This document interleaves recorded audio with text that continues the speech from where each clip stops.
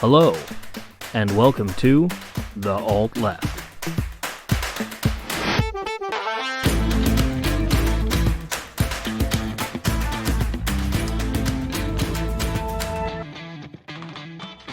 Welcome back, everybody, to episode 6 of The Alt Left. Today is December 30th as we are recording. This will be coming about after the new year. So happy New Year's to everyone listening. Today we're going to be talking about the stimulus bill that's currently still being fought over as it stands as of today's date. And we're going to talk about what's in it, what's not in it, what are the truths to it, what are the misconceptions and the lies. This is important because remember, those who can make you believe absurdities can make you commit atrocities. Thank you for coming back today, everyone. I again am your host, Chris. With me is my boy, Matty Cakes. Hey, everyone. Welcome back. And the good Reverend Dr. K is joining us. Good evening, everyone. Happy holidays. Happy New Year. Holidays are over. Now we're just waiting for Valentine's Day. That's not a holiday. If it's not a feast holiday of Christian murder and martyrdom, what is? Touche. Easter? Touche. I guess you could call that martyrdom. Yeah, fair enough. So anyway, let's talk about this. We've got a stimulus bill on the docket in all four houses of Congress. And what do y'all think about it? What are our thoughts? Well, there's a couple of things I'd like to talk about first. I've First heard of there's all, no differences of opinion nationwide at all about it. no, none at all. Yeah. Actually, so first couple of things is there's two bills. There is a government spending bill, and there is a COVID or pandemic relief bill. And we call that pandemic relief bill a stimulus bill, which I still think is a bad word for it, but that's what everybody's calling it. And then the federal bill is the omnibus, right? Yeah, the omnibus, and what that really is it tells the government what it has to spend for the year for every major department, including the military, the federal government, the parks, NASA, all of that. It's all of those things all in one bill so that they all know what they have to spend for the year. And that's pretty standard. This is something the government does regularly just to keep everything going. And I think it's important that everyone understands. The reason we're talking about them and making this distinction is one of the first things you're going to see a lot of people ranting and raving about is there's things for military spending in this. And what you have to understand about that is in order to speed things along and get the stimulus through, it was tacked on to this omnibus bill. And so that's why you're going to see a lot of weird funding for things that aren't related to COVID relief. Yeah, and they really are two different things. I would actually like to make a point here that, yes, they are 100% two different things, but I think it's actually kind of opened up a good dialogue here because while we're talking about Mitch McConnell believing that $2,000 is too much to give people who haven't been able to buy groceries for a year, we're also putting $2.3 billion for another Virginia-class attack submarine to be built. Now these are coming for different reasons. Like there is a spending bill for military construction that happens every year with billions of dollars. But at this time, we're being told there literally aren't enough pennies in the piggy bank to buy people food. And yet we've got $2.3 billion for another submarine that we don't need. Actually, I don't think that we're being told that there aren't enough pennies. I think they just don't give a shit. And they don't want to give the pennies to the rest of us. They want another submarine. Well, they don't give a shit. You're correct, but that's not what they're saying. They are telling us there's not enough money. It's not true. It's a bullshit lie. But that is the lie they're passing. Yeah, that's classic conservatism right there. It's when it comes to healthcare, feeding the poor, doing anything that's going to help the American people, there's never enough cash. But whenever we got to go blow up somebody in another country that nobody even knows their name, tons of money to do that. Oh, yeah. Plenty of money to go blow up. Or if big corporations need a handout.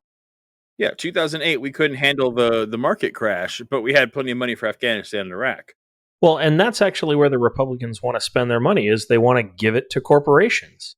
They want to give us $600 and give a whole bunch of money to quote-unquote businesses and corporations because they're still living under this idea that trickle-down economics work. And they don't. It's been proven for many, many years. supply side economics is still popular. I know, which is the insanity to me, really, is that they still hold on to this belief that this trickle down effect of, if we give money to corporations and we give them tax breaks, that they will give us, the people who are working, more money, and they will create more jobs. And it just doesn't happen. It just doesn't work. Well, in defense of conservatives, they're half right. There is definitely something trickling down. Yeah, and it's bullshit. We are getting trickled upon. It's just not with money. It's not money. It's not jobs. It's not security. It's not health benefits. It's not anything. We are literally only getting screwed. Yeah, we're getting Mitch's trickle. Well, because when the wealthy have money, they hoard it. That's how they get and stay wealthy. They don't get wealthy by giving money to people below them. They hold on to it, they hoard it, and they use it to create more money for themselves. Which is the funniest part, because they don't want to give money directly towards people. But this is a consumer-based economy. The poorer you are, the less likely you are to hold on to a single penny of the stimulus money. Nothing stimulates the economy better than putting money in the pocket of consumers. That's also the reason why it's not a stimulus. It's a pandemic relief bill. But it is a stimulus. Even if it's not being called that, it is a stimulus bill. It doesn't matter what we can call it, a unicorn bill. It's still a stimulus bill. Sure, but I think that's the reason, they call it a stimulus, because they're giving away some money, but it's really just allowing our country to continue to run. And the way that the Republicans think that is best achieved is by giving it to corporations, and the Democrats want to give $2,000, which is still a fucking drop in the fucking bucket. It's a laughable amount. Yeah, it's a laughable amount, to say the very least. I don't know about you, $2,000 will, do some good for me, but it doesn't alleviate the issues that I have, or you have, or anybody else has long term. What if every American worker who made less than $100,000, right, in this year got a $20,000 stimulus check? That would immediately revive the economy. Everyone would pay rent. Everyone would pay insurance. Everyone would buy groceries, get their cars fixed. Like, Amazon stock would go up. I mean, like, literally, it would revive the entire economy. Nothing works better than giving poor people money. And it's what is always the least amount on these packages. Yep. Yeah, of course. Every time. It absolutely is. I mean, there's a reason why the poor, like the middle class down, is losing money and going through untold hardships through coronavirus, and all the companies are getting richer. Amazon is seeing record profits. Like, all these companies these big corporations that we're constantly giving handouts to are doing amazing during this virus, because first of all, they've got the money to do it. Second of all, they've already built themselves with infrastructure to deal with a situation like this. And third of all, they're getting government handouts right and left. They're going to be just fine. And let's face a very sad fact. I don't subscribe to pendulum theory. I know you do. But this is an example of it. This is the pendulum swinging back the other way. The middle class is a fluke. It was never meant to exist. Capitalism doesn't allow for a middle class. It should not exist. A middle class should only exist when you are dealing with royalty. What we've done is we've gotten rid of the royals, and so all we have is the bourgeois and the workers. And after World War II, we had this giant war economy that created this wealthy middle class again of average Americans who could actually live comfortably by working full time. And it was amazing, and we took it as the standard for the world, but it's existed for less than a century, and it's disappearing rapidly. Not like it's starting to shrink. It's been shrinking since the 80s, and it's going to continue to do so until it's gone. The middle class is a fluke. It's a fart in the wind. It is not meant to be permanent, and it is going to completely disappear.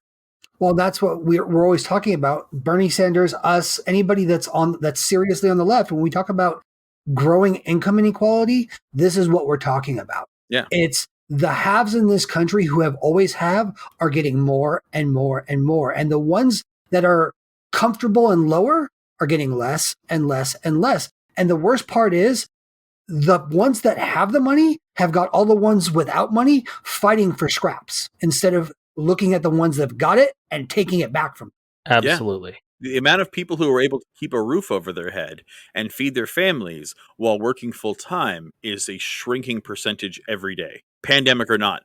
Absolutely. And the people with money have got them so terrified they're going to lose what they have. And they've got them terrified of it by pointing at the ones that have less than them and saying, you see those people down there? They're the ones that are taking your money, not us. Meanwhile, CEOs have increased their salaries something like 600% in the last 20 years or some bullshit like that. Yeah, that mentality has existed since slavery. It was meant to make poor whites fear poor blacks because hey, you may be having a bad time, but at least you're not that guy.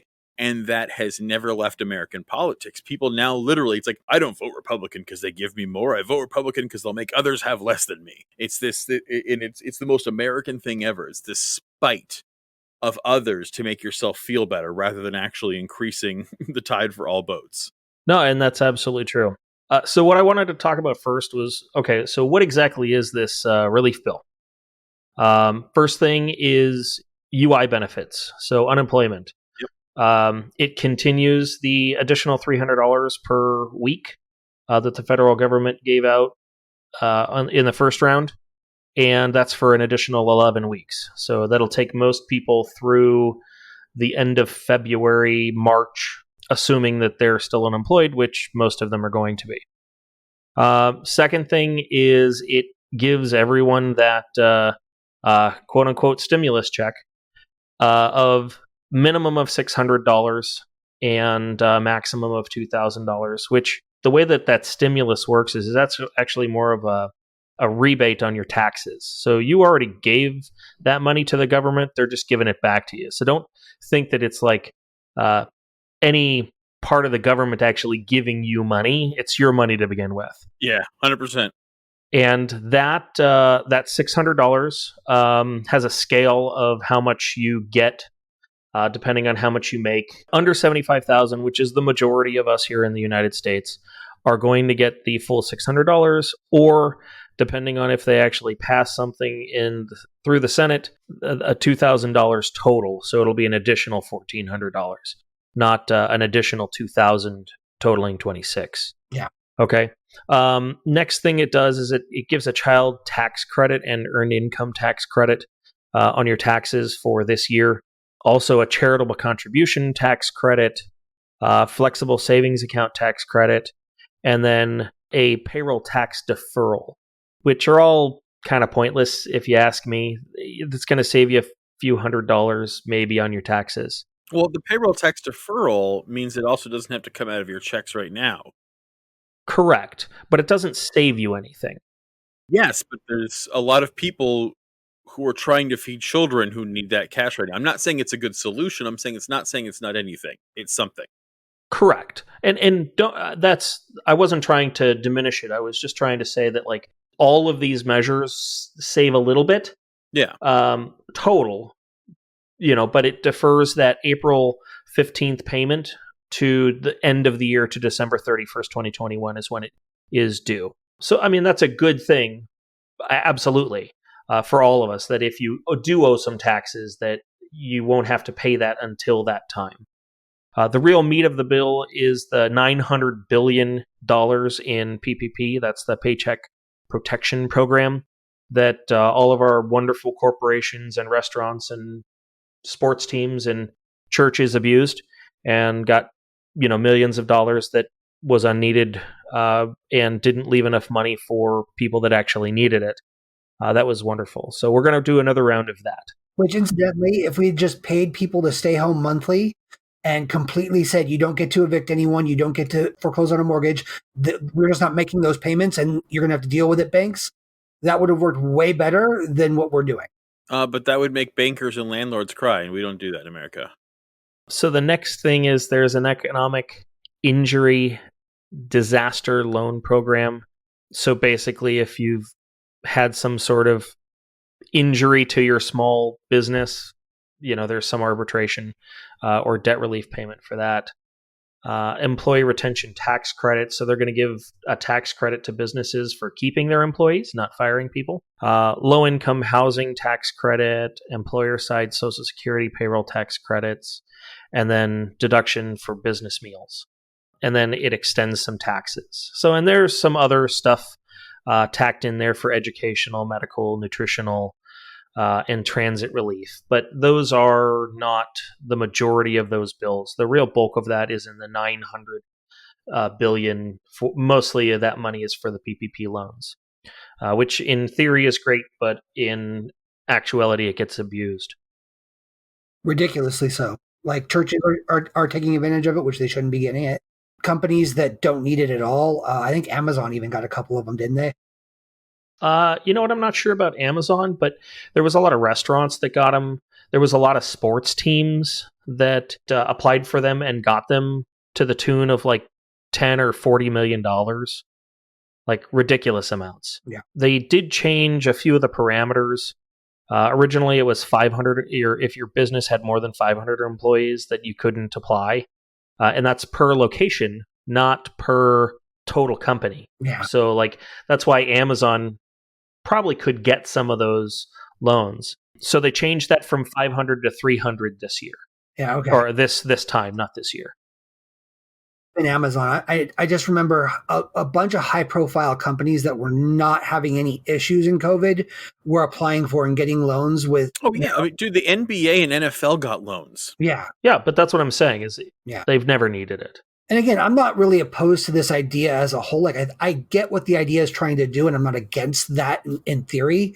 It's just the execution of these things always ends up with the people who don't need the money getting it, and the people who do need the money not getting it.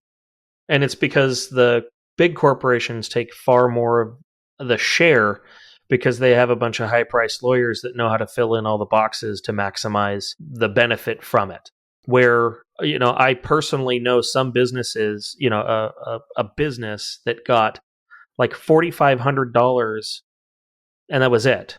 That was all their business. They have an actual retail location, but they didn't qualify for any more than $4,500. So $4,500 10 months ago. Mm-hmm. But again, this is the system we're in and that we support, and that's. And again, I in no way do I disagree with you that is wrong. But it's like you either have to say that capitalism is wrong in its entirety, or you have to then accept this. But you can't have both. This is the inherent system of capitalism, to hire the best tax lawyers you find, to find the best loopholes to increase profit. There is zero ethical consumption under capitalism for a reason. Everything is exploited. The people, the products, the people at the top, the people at the bottom. It doesn't matter. And so it's, I don't know, it's like owning a Ferrari and then complaining that it drives fast. It's like, well, no, it doesn't work that way. If you floor it, it's going to do it. And if you have late stage capitalism, you're going to have an exploitation by every single government program by the wealthiest and most powerful in the economy. And okay, so Chris, what would you say? Because this is a common response I hear to something like this. Like what you're saying is, that's not real capitalism. That's crony capitalism. Real capitalism wouldn't allow for this because the market would just fix all of these bad actors. I would say that's the same as saying that's not real steak. That's cow meat. All capitalism is crony capitalism. Capitalism is the system of extorting capital through any means necessary. In fact, all regulation against capitalism goes against capitalism. True capitalism is zero government interference. It's the free trade of commerce. And the idea that the worst people in the world, for the most selfish of motivations possible, are somehow going to act for the greater good of mankind is the most ridiculous, stupid statement I've ever heard. What's really funny is that typically the arguments against socialism are actually arguments against capitalism. People say, well, socialism doesn't work because of human nature. It's like capitalism is the exploitation of the worst parts of our human nature. Yeah. That's exactly what it is. Well, and I also hate that argument too, is because people that will make that argument that are saying it like in favor of capitalism are also people that will make the argument that all social programs should be done by charities and things like that. And I'm like, you do realize that those programs that are done by charities rely solely on human nature and the idea of being good. Like, you're in one hand saying that human nature doesn't allow for this stuff, and then making the argument that we need things that rely on human nature in order to manage these programs. It's the most ludicrous thing I've ever heard of in my life. Yeah, 100%. So that's what I would say to that argument is it's the most ridiculous garbage argument there is. Yeah. Well, it's also capitalism by nature favors money over anything else. In a capitalist system, there are going to be people that come out on top, and those people are going to have control. The free market isn't going to fix bad things when the people at the top control the market. Okay, when they control the flow of information, when they control all the resources, they're going to rig the market to favor them. You won't have a free market. Like, capitalism doesn't lead to a free market. You can't have free market. Eventually, it is the worship of accumulating capital. Like, that's what it is. It is about accumulating capital and to accumulate the most capital possible. You know, what is being a Christian? It is the worship of Christ. What is being a socialist? It is supporting the society as a whole. What is being a capitalist? It is supporting the gain of capital.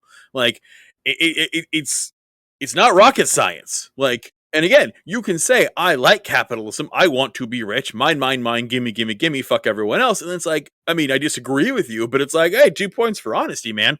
Because that's what capitalism is. It is, I believe everyone should have the opportunity to exploit as many as possible and to fight it out in a dog-eat-dog system to see who gets the most stuff for them and their family. I don't agree with that philosophy. I think that's terrible. I think every lesson we learn in kindergarten tells us why that's bad. But at least if you're going to admit what it is, fair, you know, I'll give it to you.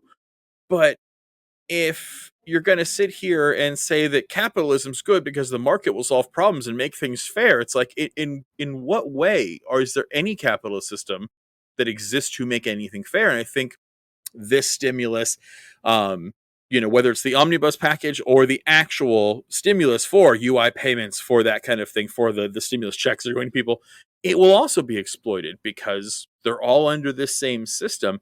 And even if we have these measures which do go against the philosophy of capitalism, these are socialistic measures. They are tiny drops of socialism in a bucket of capitalism. It's going to be diluted. It's going to be exploited. Yeah, I absolutely agree with that. But I think one of the dangers we have in this, and again, this one I'm actually far more for, because this is a direct relief package for a global pandemic. But something we need to check out here is this is not the first time this has happened. We haven't had a pandemic like this in 100 years. But we have a bailout system now. We've established that is what happens, that when the worst people run major industries into the ground, we as taxpayers will bail them out, and we will do so gladly. I mean, look at the subprime mortgage crisis, right? God. Oh, you fucked us all over, but here's a big wad of cash to save you. $700 billion in TARP, dude, and not a penny of it went to the American citizen. You know, had I been president, which never would happen, but had I been in Obama's shoes, right, there was an easy solution. Take that money and apply it to people's mortgages. You give loan forgiveness with that money. And that way, hey, the banks got their money. People kept their houses. Like, nope, it was no strings attached. Here's a bunch of fucking money. Enjoy your parachutes. And it's like, every time the kid burns the house down, you buy him a new birthday cake. And you expect the kid to stop burning the house down. Yeah. You know, we were told that taxpayers were stepping in temporarily to prop up the economy, and that if the banks failed, the whole world was going to die. Dogs and cats would live together, and it'd be awful, right? And what we did was the opposite. We committed American taxpayers to this unwavering, dogmatic, blind support of bailing out Wall Street banks every time. Goldman Sachs, Citigroup. These guys have changed no policies since 2008. And the government has proved they will do anything to bail these industries out. It's all Trump talked about was the stock market, the NYSE. It's all they cared about.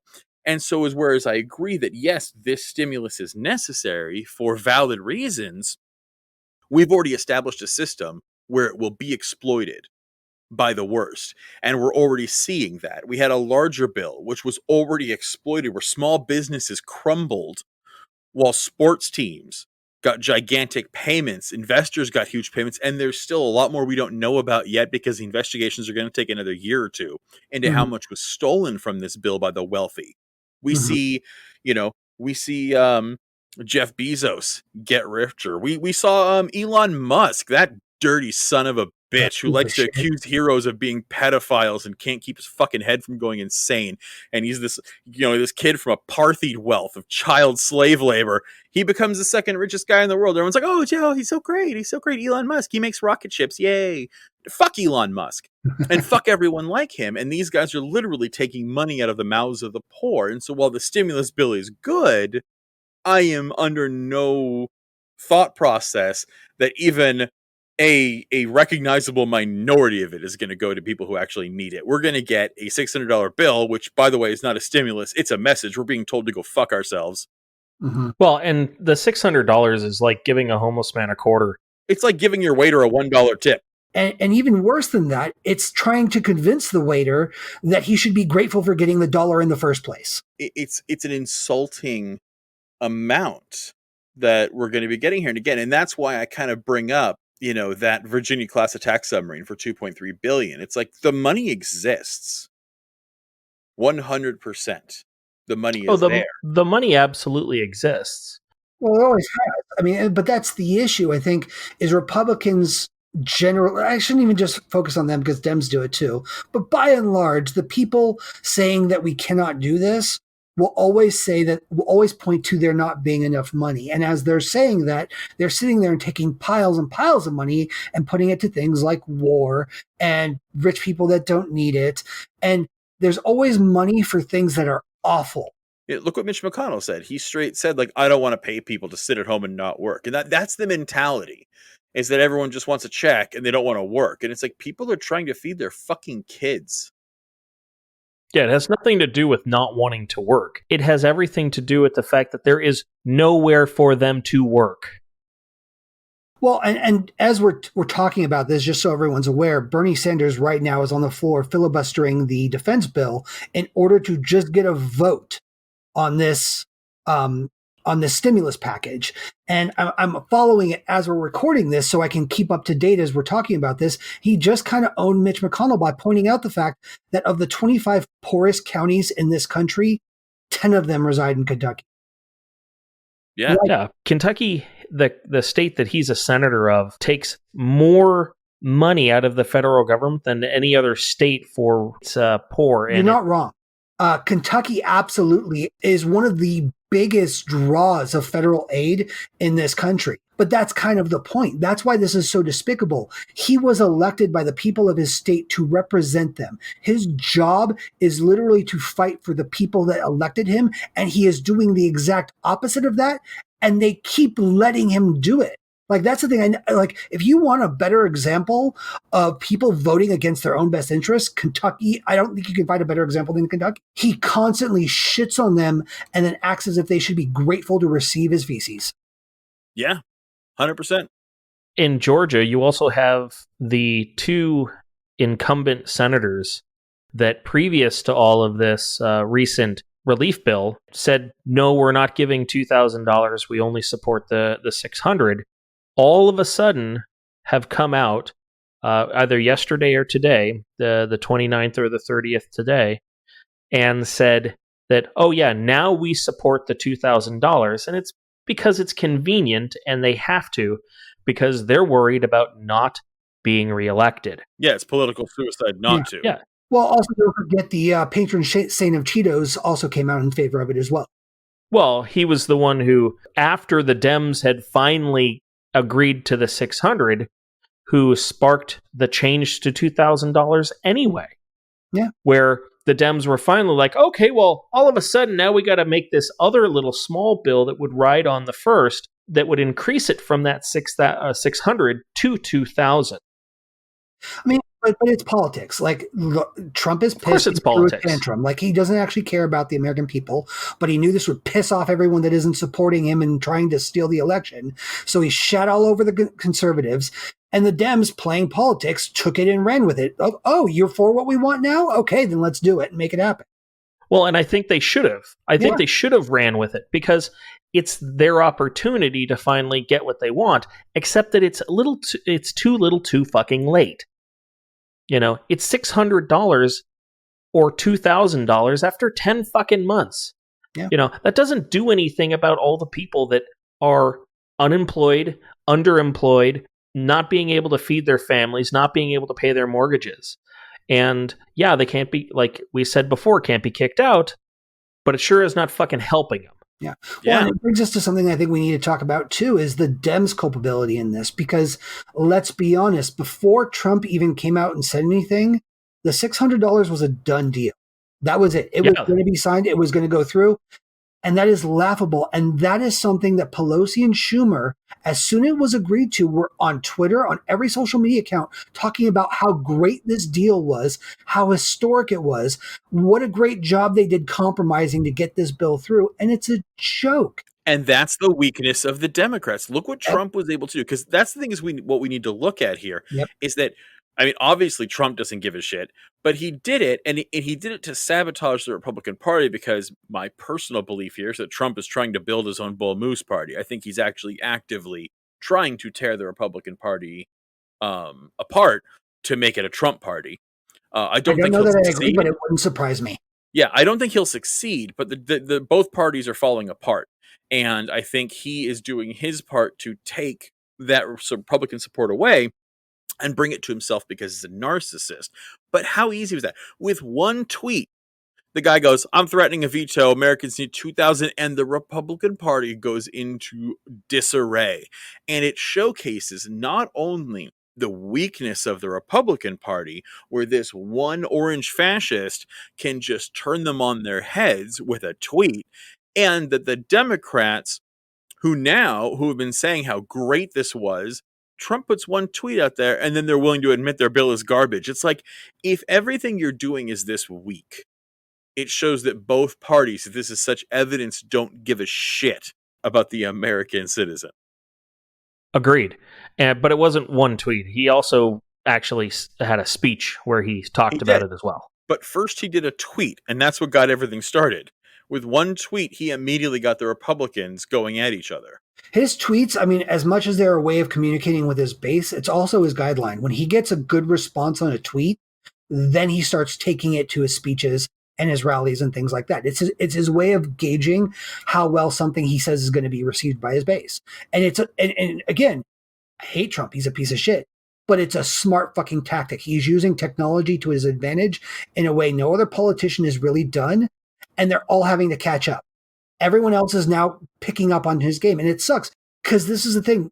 People like Trump should never be a leader in any respect. It sucks having to point out where they're successful. Even if we acknowledge that a broken clock is right twice a day, it still sucks having to look at it and be like, other people are now following his example. It sucks. Shouldn't be that way. Yeah, the person with the best idea for stimulus is Donald Trump. Let that shit sink in for a second. Yeah. And it shows to what we've been talking about. You know, we've said one of the biggest criticisms we've had of the left on here is that Dems like Pelosi and Schumer, whatever good they've done in their career, I'm not trying to take that away, they are by policy and by nature center-right corporate shells. They care they care just as little about the American people as any Republican does, and they're just as beholden to corporate interests. And I've said it once and I'll say it again. When center-right corporate Dems, quote unquote, compromise with right-wing conservatives, the right still wins. And when the right wins, the American people lose every time. Absolutely. So Mitch McConnell has introduced his own bill that bumps that $600 to $2,000. But what it also does is it repeals Section 230, which is the legal liability protection for internet platforms. And where that actually matters is that legal liability protection allows platforms like Twitter to censor. Okay. And that's important because Trump uses his platform to tell all kinds of lies. And Twitter has started basically with a banner that says, this is not correct, or it's a lie, or I can't remember exactly how it's worded. And then his bill also creates a commission to study election issues, basically fraud or other things. So he wants to now be the big damn hero with his bill that goes from 600 to 2,000, but sneak in these other things on the side. Yeah, but that's how they've been doing this whole thing. Trump's entire process of begging for money has been to enrich himself and his family, and I mean, this entire thing is a Ponzi scheme to steal money.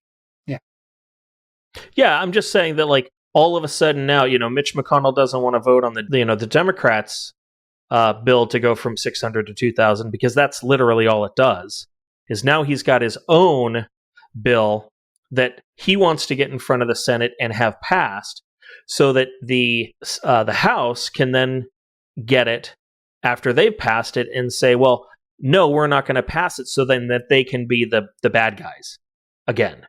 Yeah. It's another thing that it's like, it's more of the same bullshit. It's like he doesn't actually give a shit about giving people $2,000. What he wants to do is satisfy Trump by taking away this legal liability protection for places like Twitter, and then tax on this other election issues thing as kind of a placation, of, oh, it does these other things too, so that's okay. Well, I mean, it's politics as usual. That's how both the left and the right do it. Is they're constantly striving to get what they want. The point where this is going to backfire, and again, I could be wrong. I hope I'm wrong, but what I predict will happen is kind of what you said. I think the Dems will let the Republicans control the narrative and put all the blame on them for not wanting this. The Dems will do a terrible job of explaining how bad these two provisions are and why it's bullcrap and how he's trying to hold the country hostage because he wants evil bullshit to be passed through the legislation. And eventually it will either, one of two things will happen. He will either die, or the Dems will concede and give him this nonsense so that they can continue doing all this horrible crap. Places like Facebook and Twitter and social media, which are now checking all the misinformation, will lose that power. More misinformation will be dealt. And again, in the end, American people may have gotten $2,000, but Republicans will continue to wither away our democracy. We will lose more and more access to vital information that we can trust, which only benefits the right, because they thrive on disinformation. The right thrives on it. The more they can get you to believe absurdities, the more they can get you to commit atrocities. Well, yeah, they're trying to upend democracy at this point with this bullshit Trump election. I mean, there's no end to it, and we act like it's not. We act like there will be some end to it, that normalcy and sanity will return. It's like, no, it won't, and nothing's going to change. Joe Biden's promise that everything's going to retain the same is the same. Like, Joe Biden started his. Do you remember when he first launched his first ad to start his presidential campaign? No, I don't. I mean, it's so long ago. He damn near almost sold me. He almost made me a Biden supporter, because he came out and just talked about Trump being a white supremacist. And he talked about the issue of white supremacy, and Trump saying that there was good people on both sides, and the fucking tiki torch Nazis. And he went through all that. And he made this video about the problem with the rise of white supremacy, and then he's never said a fucking word about it since. The Ku Klux Klan is a domestic terror organization. The Oath Keepers are a domestic terror organization. The Proud Boys are a domestic terror organization. What does he do? He had a perfect opportunity, and he goes like, "Oh yeah, you should disavow the." Like, yeah, I want you to disavow the Proud Boys. How about you talk about having them fucking rounded up? We literally have Nazis trying to subvert the state and the street, but he's not going to do anything about it. Democratic president and lawyer prosecutor of color Kamala Harris are going to do nothing about the Klan remaining a force to be reckoned with. We had the Oath Keepers try to kidnap and assassinate and execute the governor of a state. And yet we're letting the Oath Keepers just continue on. And it's just funny how, if I see two people with masks who happen to be of a darker complexion breaking a window, it's the left and Antifa are the problem. They're terrorists. And it's like a bunch of white dudes commit actual terrorism, and it's a few bad apples, and it's just, innocent actors, and it's just, people with mental problems and bullshit. These are domestic terror organizations. They need to be treated as such, and they won't be, for the same reason. The Democrats will capitulate every time. They don't want change. They don't want equity. They don't want civil rights for people who need them. They are just as culpable as the Republicans, and we need to start recognizing that the Democrats and the Republicans both benefit equally from white supremacy, and both have a motivation to not end it. And it's important to let that sink in, because we need to distinguish rhetoric from actual policy. Because one of the ways that Joe Biden got elected was making everyone well aware of how scary and Trump was. And here's something too. Everything bad that is said about Donald Trump is true. It's true. In fact, I think in a lot of ways, he doesn't get enough of the bad stuff pointed at him. That isn't a good reason to continue to vote for the guy that isn't as bad. And that's what we've been doing in this country for years. I mean, you guys have to remember this. Remember when Bush was president and everyone on the left would just go on and on and on about this is the worst president ever. He's a monster. He's awful.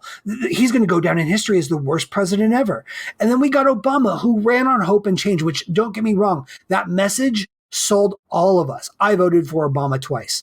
Yeah, I got sold on it. But that so did I. He didn't run on everything's going to stay the same. He didn't run on I'm going to bomb a bunch of people in foreign countries. He didn't run on I'm going to basically make it so that the rich keep getting rich and income inequality only grows. He didn't run on any of those things. That's not what any of us voted for. But that's what he gave us. And now we've got Joe Biden, who, in order to win, adopted a lot of nice-sounding rhetoric from the progressives, just like Obama did. And he's making everyone feel good about, oh, we got more people of color. Oh, I'm going to get the gay guy as one of my people, you know? I would actually have to disagree. That was a problem. He didn't even try to co-opt it. Like, he literally put malarkey on his bus and told everyone everything's going to go back to normal, nothing's going to change. Like, Joe Biden isn't even trying to be a leftist. Yes, you're right. He has participated in tokenism. Yes. Where it's like, oh, so he puts a Native American woman as Secretary of Interior to manage national parks and tribal land. But it's like, I don't care what her genetics are. Why didn't you pull someone from AIM? Why didn't you pull someone from an actual tribal government? No, you pulled someone from the federal colonial settler government. So, great. Good job. You put somebody who had already sold out to the system in. You know, Pete Buttigieg. You know, he's, oh look, I've got a gay guy, and it's like he's a Republican who happens to have a husband. Yeah, like that's all Pete Buttigieg is. You know, and it's tokenism. That's all it is. He announces, I'm gonna pick a woman of color to be my vice president. It's like, don't get me wrong, I want more women of color in office. But to just throw out this flat statement that that is tokenism. And that's all it is. It is a fake attempt at equity, and it's not equity.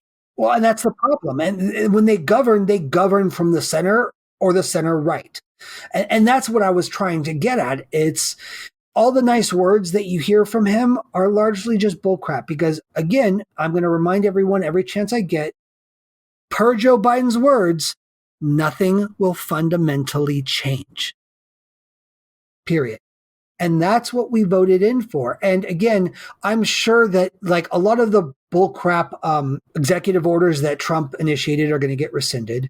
We'll start stacking the judiciary with more leftists, and that'll help negate a lot of the damage that Trump has done.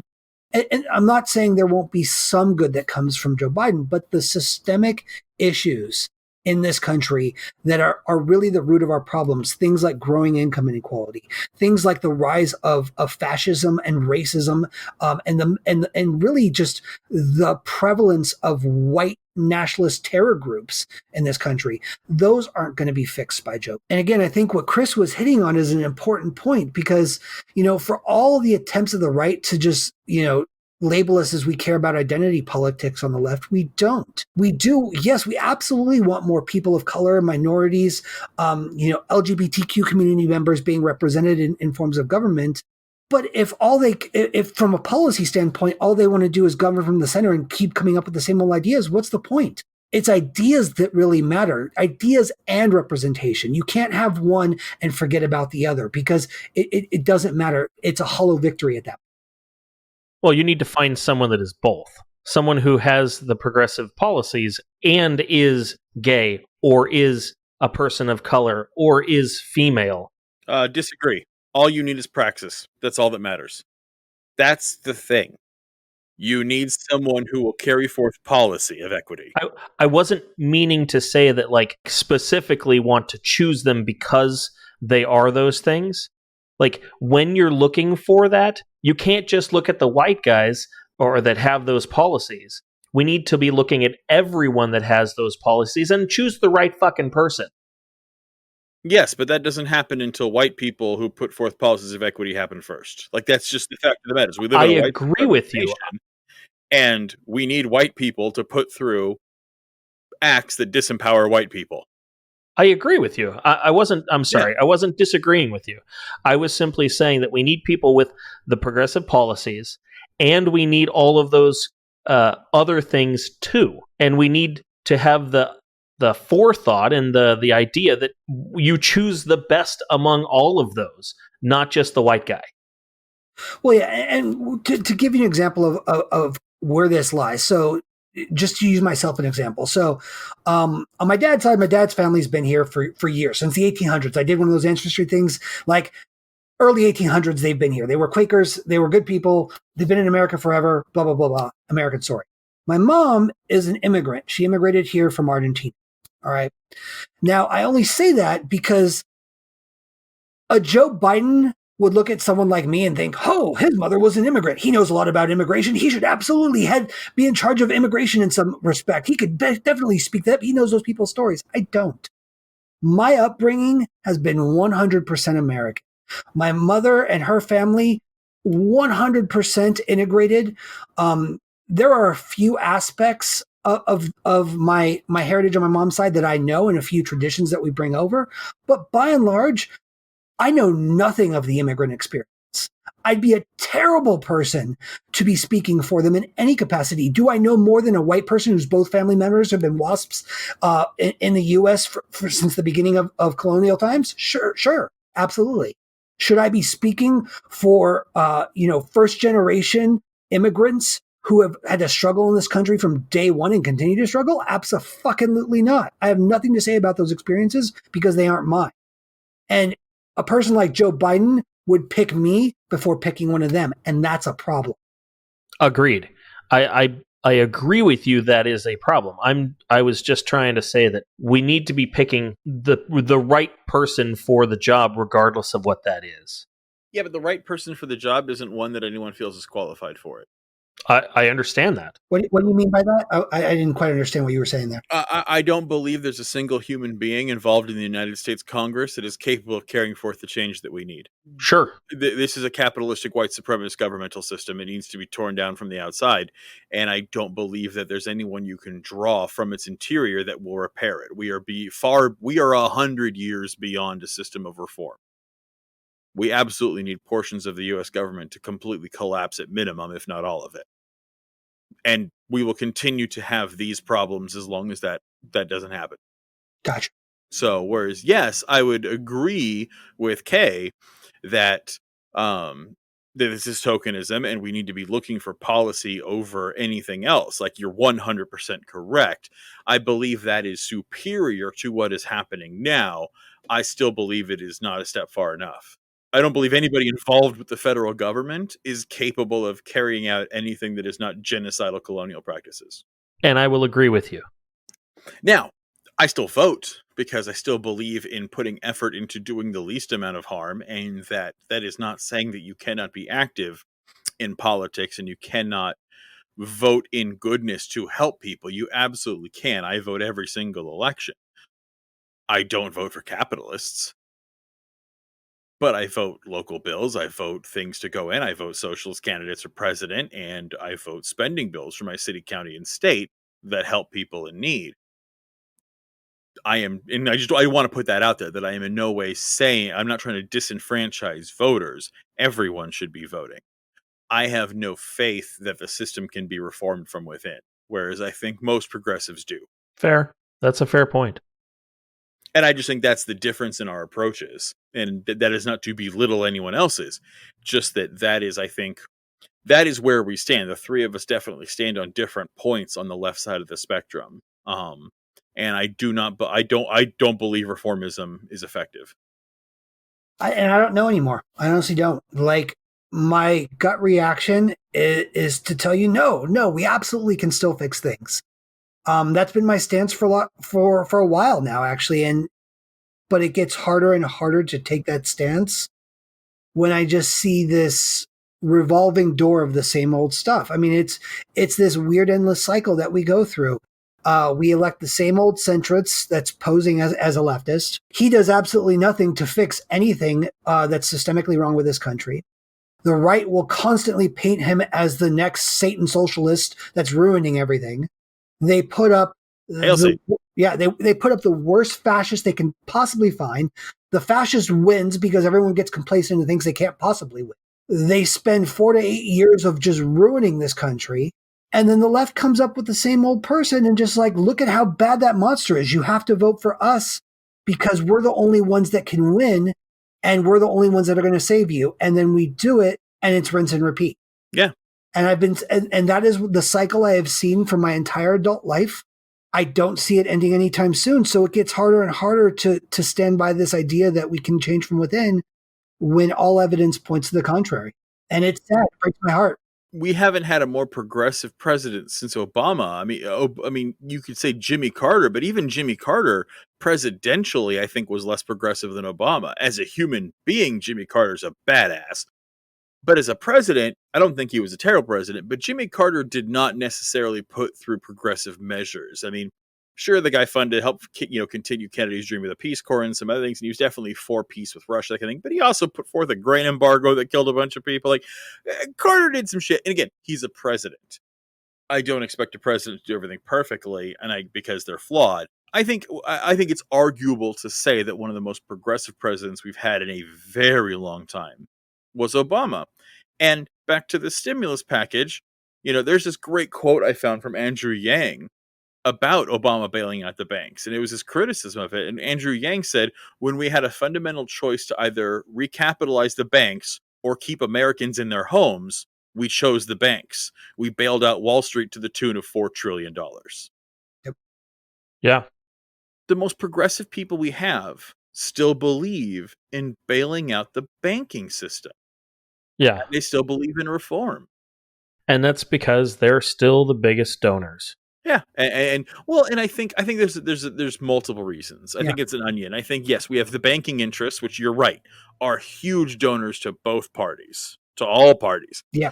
I think you also have the indoctrination of the American people. Yeah, 100%. We spend our entire lives, as children, we stand in school at attention with our hands over our hearts, pledging allegiance to a flag like a bunch of fucking fascists. We're constantly bombarded with ads for the military and the glory of the American empire. And we're always told that capitalism is the only system that can possibly work and that everything else is communism and bad and awful. And how could they? And we have intelligence agencies that go abroad assassinating anyone who disagrees with us or stands in our way. That's why we're brainwashed since day one to believe that all we need to do is find the right trick to make perfect daddy capitalism work for us. And it doesn't. Yeah. It just doesn't. And that's why reformism doesn't work, because the system is inherently flawed and skewed in this way to kill and oppress. Well, it's what we were talking about last episode too. It's this idea that you hear the same thing over and over enough, and you just start to believe it. Like we mentioned this last episode, where it's like you hear these quote unquote facts repeated ad nauseum from the time you're born, and you just come to accept them as gospel truth. It goes all the way up to the president, because the thing is you can't have a president that's an expert on everything.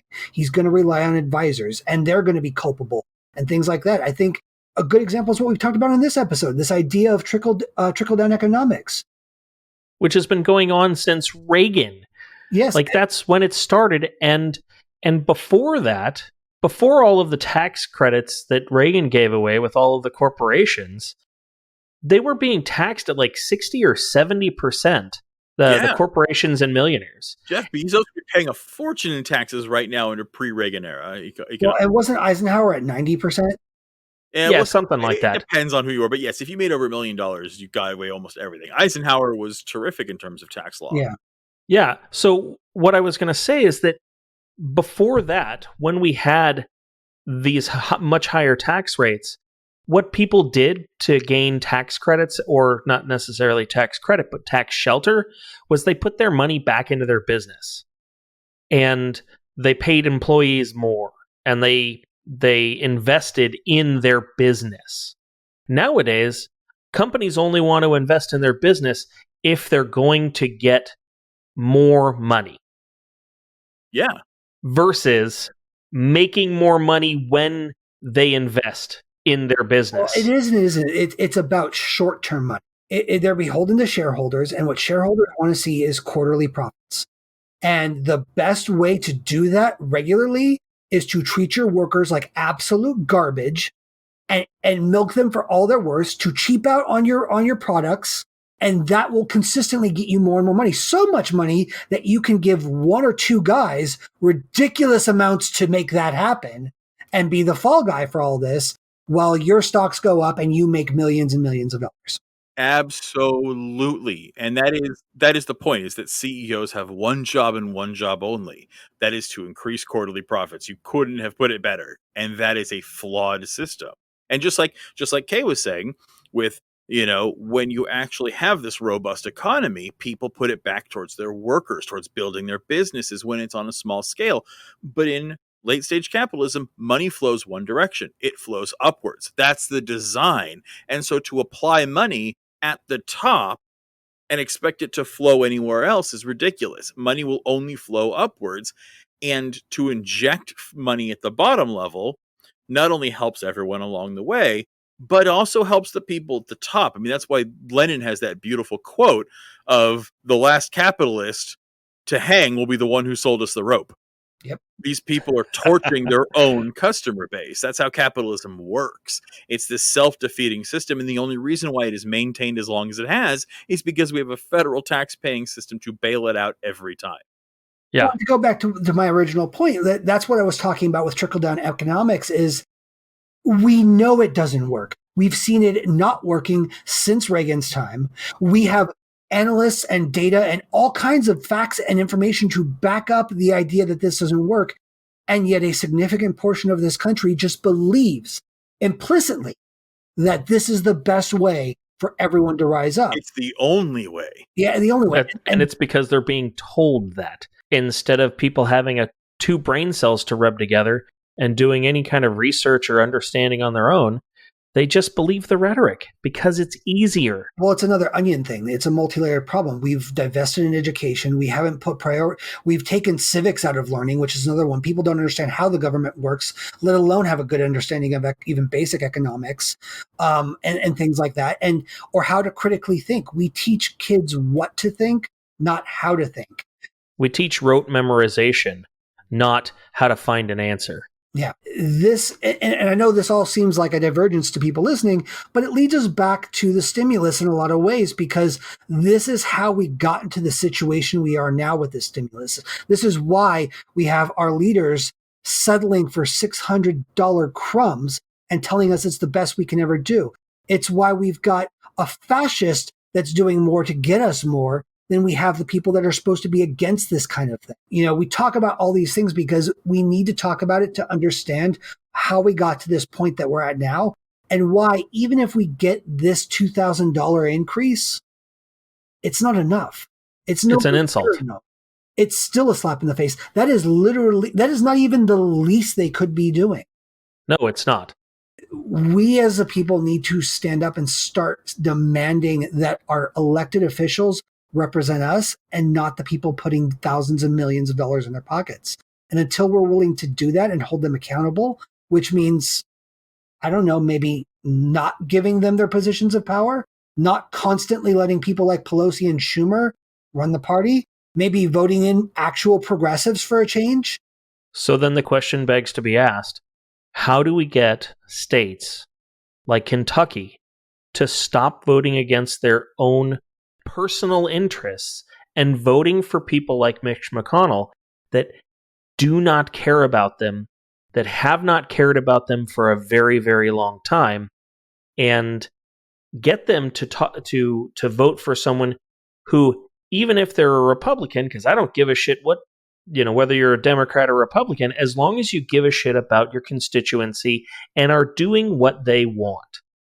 It's a populist message. There's a reason why Bernie Sanders was popular among Republicans as well as progressives, because they like his ideas. The right, the left, and this country as a whole take away labels like progressives, liberals, leftists, Republicans, conservatives. Take away all those labels. Just pitch people an idea. If it's a good fucking idea, they like it. And I'm sorry, progressives, by and large, are the ones with the good ideas. Sure. But how do we get places like Kentucky to actually vote in their own interest versus against putting them? Up people that... No, you torch the culture. That's really what it comes down to. There you go. That's the answer. The American South has a culture problem. Conservatism is rampant around the world right now, but it's especially problematic in America because we've never recovered from the Civil War. You go to Germany, strap a swastika on your arm, you go to jail. See how long you last. Yeah, you go straight to fucking jail because they're done fucking around with that. We didn't. Again, we allow the Klan to exist. We allow the Proud Boys to exist. We recognize the Oath Keepers as a militia, and you can wave all the Confederate flags you want. So no, we need education, we need birth control, we need the liberation of women, and we need voting rights for people of color, and we need to end the segregation of voting districts. That's it. There you go. And we need to completely torch the culture. Southern pride is garbage. Get rid of it. And we need to start doing things like prosecuting people for treason when they are. And we need to get it's cultural. Yeah. So you're right. Bernie Sanders and AOC have populist messages that are far more popular than the parties. But the Democratic Party, people in New York City are tearing them down. I mean, so you can't even say that it's like Kentucky that's tearing apart the socialist message. No, liberal Californians are tearing apart the socialist message. Yep. Yeah, I wasn't trying to say that, that Kentucky was the only problem. Of course not. I'm not suggesting that one bit. But what I'm saying is if we're going to talk about the problem of Kentucky is not that they don't like Bernie. The problem of Kentucky is they like lynching still. Yeah. That's the problem. It is a cultural problem. We never torched the culture, and now a completely separate culture has emerged. And again, I vote either we have to start building gulags in Georgia or we let them fucking secede. Because at this point, it's a lost goddamn cause. America has honestly about 7 or 8 cultures in it, but 2 distinct ones that cannot cohabitate anymore. Yep. And I personally believe in letting the South secede, and then they can come back when they're done and have joined the 21st century. And that may very well be a topic of one of our future podcasts. So let's not blow our load on this one. We talk about the right a lot, but again, we live in Southern California. Anecdotally, this is supposed to be the socialist, progressive, liberal haven of the world. And we've got Orange County, which is a big haven for fucking neo-Nazis.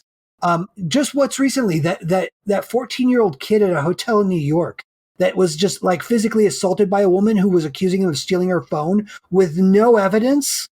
And the phone was later found in an Uber or... Yeah, it was returned minutes after this altercation happened by her Uber driver. Yeah.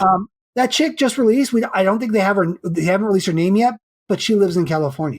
It exists everywhere. And Chris is right. And the hotel backed her up. That was the thing, is the hotel manager, everyone. There was an entire systematic issue where they're like, oh, wait, a black kid and a phone missing from a white lady? Clearly, we found out where the problem is. It's not an issue. The kid to show his phone as proof. There was no evidence to this. It was just a ranting, raving white woman screaming at a kid that he stole her phone. And the manager's like, well, I better check this out. Show me the phone. Well, and his father is standing there going, we're not showing you his fucking phone because he didn't steal anything. And everybody there is all pointing the finger. And it's because of one racist fucking white lady that can't imagine that she might have lost her phone. She can only see that there's a black kid with a phone that looks similar to hers. And so he must have stole it. So why don't we move on to some white guy takeaways? Well, Matthew, what do you think about today's topic? So my white guy takeaway is, tying it back to we need fundamental change in this country. This stimulus is a joke. Yes, we absolutely should increase it. I'm not saying that, increasing it is a bad idea, but it should be way more than just an increase in a one-time payment. We need big help from the federal government. We need them to stop helping corporate interests above the American worker. We need to pay people to stay the fuck home until this virus is under control. And we need to forego mortgages and rent. Simple as that. Reverend Dr. K, what about you? You know, the stimulus does a lot of things, and it's meant to help people. It's meant to help the American people. And I think there's a lot of people that had an idea that was really good that went really awry. And the Democrats and the Republicans' refusal to help the American people says a lot about the Democrats and the Republicans in our government. And what it says is that regardless of whether you're left or you're right, you don't give a shit about the people that you should. You give a shit about lining your own fucking pockets. And those people are the ones that are the problem, not necessarily anything else. The policy is not the problem. The problem is the people that are making the policy. And we need to change those people. How about you, Chris? What's your white guy takeaway for today? Burn it. Burn it all to the ground. Fuck it. In all honesty, yes. That is my takeaway here is that I think that we are being told time and time again. There's an old saying that a really good, smart man once told me was that when someone tells you who they are, believe them. And we are constantly being told who they are. We are being left to die, homeless, without food. They don't care about you. They don't care about your children. We're told that people who are making minimum wage are supposed to have several months' income saved in case of a rainy day. But the second there's a bad week, we have to bail out the auto industry, the airline industry, the banking industry, and fuck these capitalists. We are told time and again how little they give a shit about us and how little our lives and well-being mean to them. And I think it's about damn time we started believing them. I absolutely agree.